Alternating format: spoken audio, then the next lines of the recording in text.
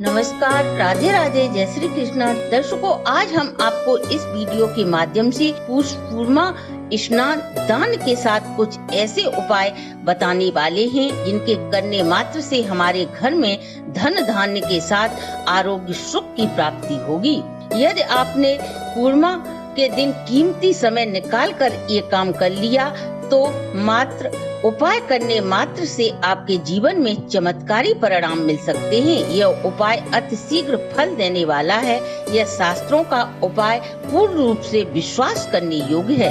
दर्शकों, आज के कामकाजी युग में पति पत्नी दोनों ही घर के बाहर चाहे अपना खुद का बिजनेस हो या नौकरी हो, दोनों ही कार्य करते हैं। ऐसे समय के अभाव को रखते हुए देर तक पूजा पाठ करना या इसका नियम पूजा पाठ का नहीं बन पाता। ऐसे में लक्ष्मी की प्रसन्नता हेतु रोज हम पूजा नहीं कर सकते तो महीने में एक दिन समय निकालकर जन्म जन्मांतर की गरीबी दूर करने वाला यह रामबाण उपाय पूर्णिमा को यदि आप अपने घर सत्यनारायण भगवान की कथा करते हैं और ब्राह्मण को भोजन कराते हैं तो आपके घर की जन्म जन्मांतर की गरीबी दूर होकर आप धनवान हो जाएंगे।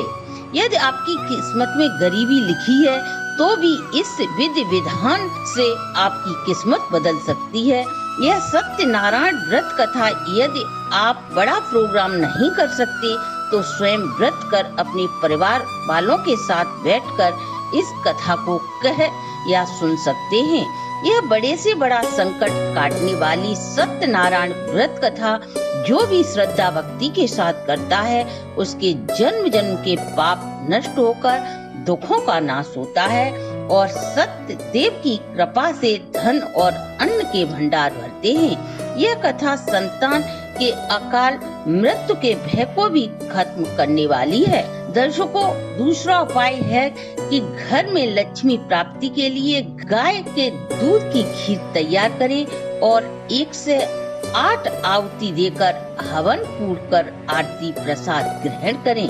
यह सामग्री अर्पित आप गायत्री मंत्र से भी कर सकते हैं और लक्ष्मी जी के बीज मंत्र से भी यह सामग्री होम कर सकते हैं। हम जो भी खाना खाते हैं और भोग लगाते हैं वो हवन में आहुति के द्वारा ही हमारे पितरों और देवताओं को प्राप्त होता है।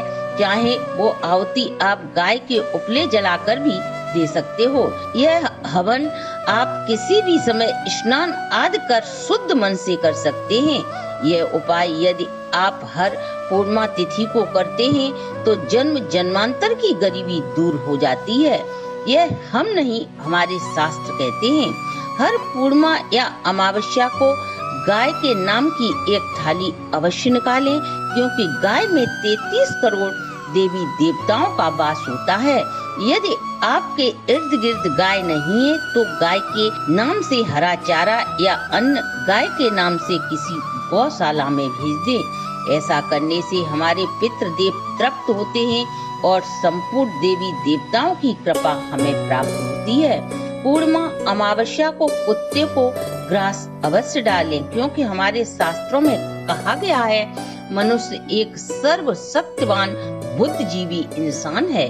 अतः हमें अपने स्वयं का भोजन करने से पूर्व कुछ ग्रास निकालकर अन्य जीवों के नाम से उन्हें खिलाकर संतुष्ट करना चाहिए। तभी माँ अन्नपूर्णा की कृपा प्राप्त होती है। पूर्णिमा को आप कुछ न कर सको तो गाय, चींटी, कुत्ते, कौ, मछलियों के लिए कुछ ग्रास निकाल कर अवश्य डालें और खिलाएं। ऐसा करने से हमारे पितरों का हमें आशीर्वाद प्राप्त होता है। इसलिए हमें अपने भोजन से कुछ ग्रास जरूर निकालने चाहिए। किसी भी पूर्णिमा को आप मंदिर जाकर सीधा दान दे सकते हो।